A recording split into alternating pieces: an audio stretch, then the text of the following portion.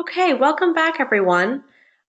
For today's lesson, I would like to talk about how to write a great conclusion. Now, if you're like me, you find writing conclusions to actually be pretty difficult. And I think that this is quite common among writers. Typically, writers will save the conclusion till the end. And one of the reasons why they find it difficult is because they're tired at the end of writing. But it helps to know both why you're writing a conclusion and then also some different strategies to use when writing those conclusions. So I want to start with just a few words of wisdom about introductions and conclusions in general. The purpose of introductions and conclusions is to frame your paper. So an introduction is meant to hook your audience into reading your paper by providing them with a context to understand your argument and sort of transporting them into the place of your analysis. And we'll get into writing introductions next week.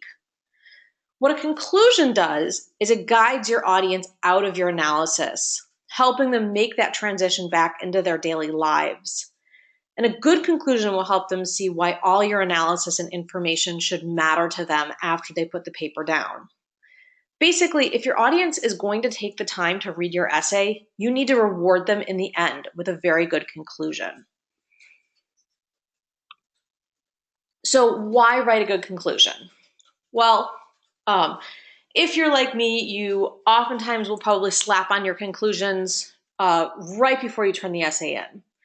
But there's real advantages to writing a carefully and thoughtfully constructed conclusion. And these include, one, that your conclusion is your chance to have the last word on the subject, to make a good final impression, and to demonstrate the importance of your essay. And this is really particularly important when you're a student where you may be having a professor who's reading 20, 30, even 40 essays. You want your essay to stand out in a really good way. And one of the ways to do that is number two, that your conclusion can make your audience glad that they read your paper. Your conclusion can give your audience something to take away that will help them see things differently or appreciate your topic.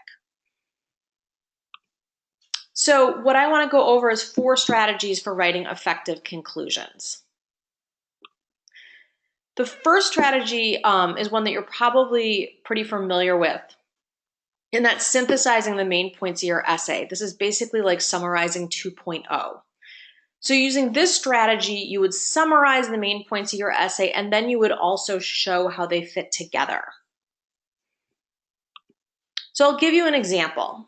On the left-hand side is actually the 2 paragraphs that we used last time, from last week's lessons on citations. And just as a reminder, what I did was I created the body of a paper that would be based around the thesis that the US should mandate a paid maternity leave because it will have a positive impact on the economy and will encourage gender equity. And I'll very quickly read through these 2 paragraphs. Keep them in mind because we're going to be using them to show what these 4 different conclusion strategies look like. So here's the body of my paper. Paid maternity leave will benefit the economy. According to Sheryl Sandberg in Lean In, many women in the US find it difficult to manage work and childcare within traditional employment structures. Quote, too few workplaces offer the flexibility and access to childcare and parental leave that are necessary for pursuing a career while raising children, end quote. In other words, US women often feel that they must choose between their work and their children, and they end up dropping out of the workforce.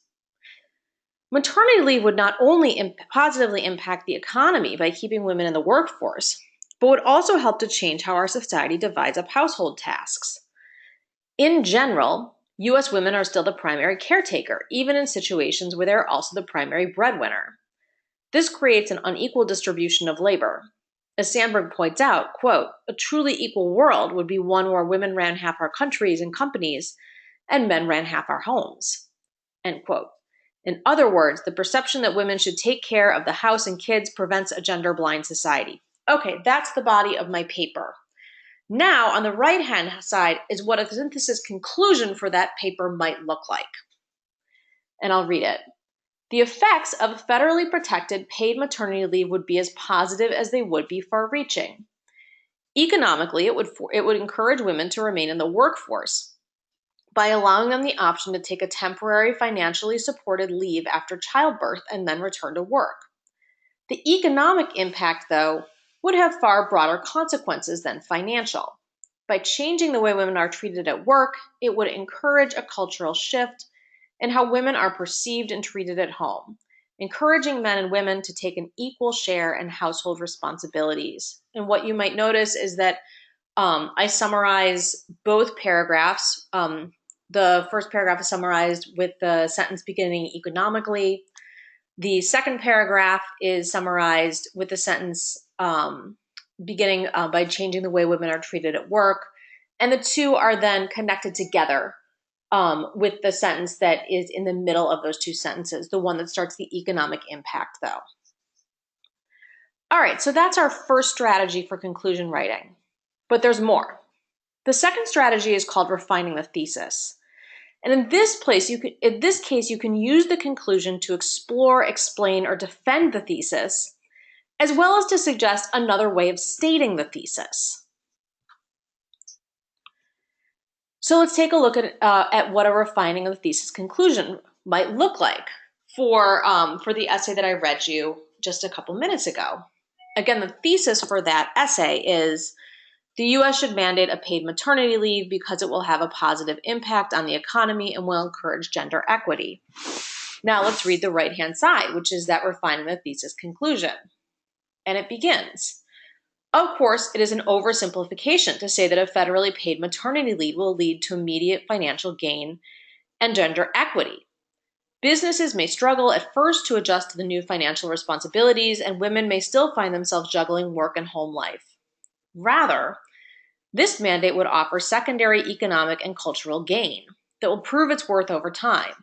By financially supporting new mothers, especially single and low-income mothers, the U.S. will encourage women to remain in the workforce, which will in turn lead to increased productivity and financial growth. More importantly, it will signal the federal government's own commitment to seeing women succeed in the workplace, which in turn will encourage society to think more carefully about the burdens it places on new mothers. And what you can see here is right in the first sentence of this paragraph, I begin to start to refine that thesis, in part by offering a kind of naysayer about it, by saying, no, this is an oversimplification, but actually here's the way that I see this, phenomenon working. All right, so strategy number 3 that works really well is evaluating the essay. And this is typically most useful for an essay in which you take a controversial position with two sides. So for example, your third essay. While the body of the essay explores one way in which you can view the subject, the conclusion will defend the essay by evaluating the way that its evidence supports the thesis. And it might also evaluate the timelessness of the thesis. Finally, it might suggest other possible approaches or solutions to the problem, evaluating these as alternatives in light of what you've written. So let's take a look at an example. We're turning back to the paper that I've written on the left-hand side, this paper about maternity leave. Okay, on the right-hand side, here's what an evaluating the essay conclusion looks like. And it starts, of course, not everyone would agree that the U.S. should mandate a paid maternity leave. Some will argue that such legislation will impose an undue burden on U.S. businesses, or will lead to a breakdown in traditional family values. Yet states that have imposed paid maternity leaves have not found that their businesses suffer, nor that their families are breaking apart. Indeed, by encouraging women to remain in the workforce, such laws have increased financial output, and couples that both work report increased satisfaction through shared responsibilities. The passage of state-level maternity laws suggests the U.S. may be at a tipping point in terms of how it views female workers and, more generally, work-life balance.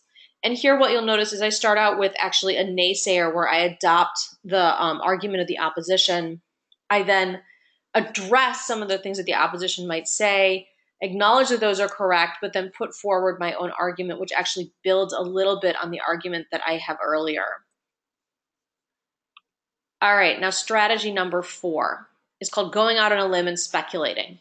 Here, what you are not going to do is switch to a different topic than the one that you've explored, but rather you're going to guess at what might happen in the future based on what you've said, or what might result from a course of action or thought implied in the position that you've taken in the essay.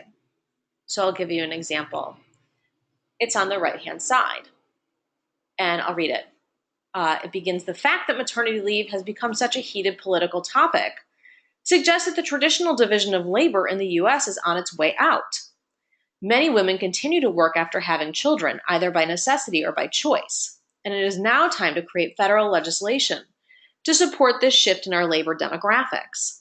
Although there will always be couples where the woman is the homemaker while the man is the breadwinner, it can be reasonably be speculated that a shift to a more gender-blind workplace may also accompany more sharing of household duties and a greater valuation of the care work that so often falls to women. So here what I'm doing is I'm looking at what might happen as a result of a federally mandated maternity leave if we think about it in terms of broad social changes. All right, now that we've gone over 4 good strategies for using in your conclusion, we're going to take a quick look at 4 bad ideas for your conclusion. And you should absolutely avoid the next 4 strategies that I'm going to be talking about. I do see them a lot in writing, and they tend to be very ineffective. And we'll talk a little bit about why. All right, the first of the 4 bad ideas is restating the evidence or the thesis in exactly the same words you've used earlier in your paper. And this typically is the kind of conclusion that authors decide on when they have limited time or they just don't know what else to say. I also sometimes find it when authors are honestly exhausted when they get to the end of their paper. This conclusion summarizes the main points of the thesis word for word, and it tends to be extremely short. So I'll give you an example. Now here I've included on the left-hand side, I've highlighted, the thesis in blue, and then 1 line in green. And what you'll notice is that on the right-hand side, I've made a conclusion by simply repeating the thesis word for word, and then repeating that first line of the second paragraph word for word as well. So my conclusion, would be, in conclusion, the US should mandate a paid maternity leave because it will positively impact the economy and will encourage gender equity. Maternity leave would not only positively impact the economy by keeping women in the workforce, but would also help to change the way our society divides up household tasks. And the reason why this kind of a conclusion is ineffective is because it's not really doing anything. It's actually repeating things word for word, which the reader will notice, and it's not really leading the reader anywhere. It doesn't offer the reader any sense of connection between the points that you're making, and it doesn't offer any kind of evaluative or speculative information as well. All right, second bad idea is stating the thesis for the very first time in the conclusion. Believe it or not, I do actually see papers that do this. And usually this occurs when the writer doesn't want to give away the strategy of the essay too early, or wants to have a really dramatic ending. But the audience just does not appreciate having been kept in the dark. And I'll give you an example of what I'm talking about. On the left-hand side is that paper that I was telling you about. And in this paper, imagine that there had been no thesis or no introduction. You just jumped right in to your analysis. For this paper, this is what a conclusion that states the thesis might look like. It's on the right-hand side. A federally mandated paid maternity leave would provide women with flexibility and financial support to help them remain in the workforce after having children. It would also encourage families to rethink the traditional division of labor, thereby potentially easing the burden on women who are both homemakers and breadwinners. As I have shown in this essay, the US should mandate a paid maternity leave because it will have a positive impact on the economy and will encourage gender equity. Now, again, that thesis that I've been stating all along is here included as the last sentence. And the reason why putting your thesis in the conclusion is ineffective is that it's very confusing to the reader to read a paper without a thesis at all. And it might make them wonder kind of what you're arguing. And they're just not going to appreciate getting to the end of the paper and only then and there finding your argument. All right, third bad strategy is making an overgeneralized connection. And I like to call this the America the Beautiful, the I am woman, hear me roar, or the we shall overcome conclusion. And it's often undertaken when a writer decides to relate his or her analysis to a larger community, or they want to make an emotional appeal to the audience, but isn't really sort of entirely sure how to do so. And while the emotions may be heartfelt and sentimental, this conclusion is typically out of character with the rest of an analytic essay. And so a more sophisticated commentary rather than an emotional phrase would be a more fitting tribute to the topic. And I'll give you an example of what I'm talking about. Again, back to our original paper.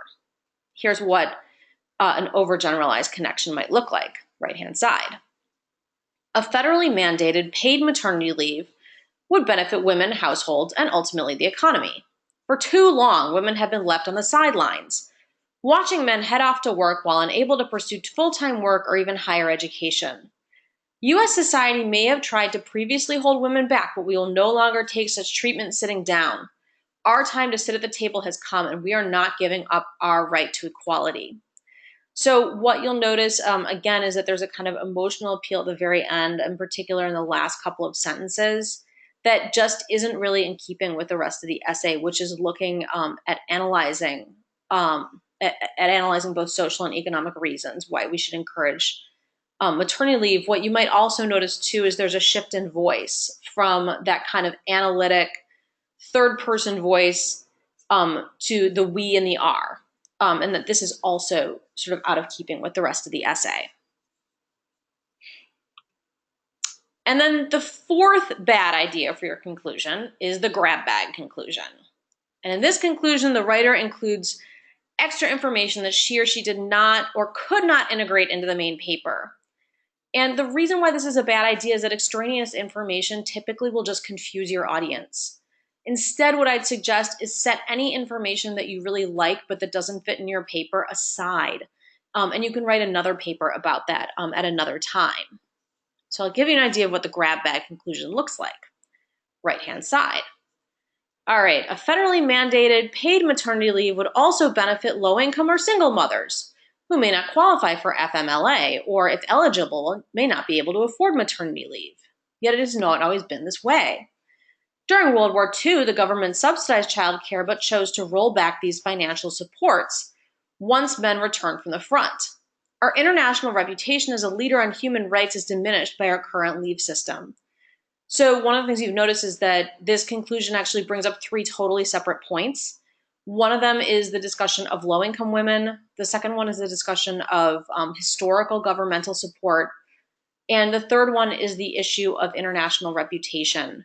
And those are not actually explored in my paper on the left-hand side. And I just wouldn't recommend bringing these things in the conclusion. If I'd wanted to really discuss them, what I could do is I could add in extra paragraphs within my essay, or I could just make a general note that I would like to write a paper later on either FMLA or on the history of subsidized childcare. All right, this is the end of my slideshow about conclusion writing. I want you to try one of these strategies for your activity log, and in particular, try a strategy that maybe you haven't tried before, because it's good to become well-versed in what these different strategies are. Then you'll have them at your fingertips for when you're writing papers in the future.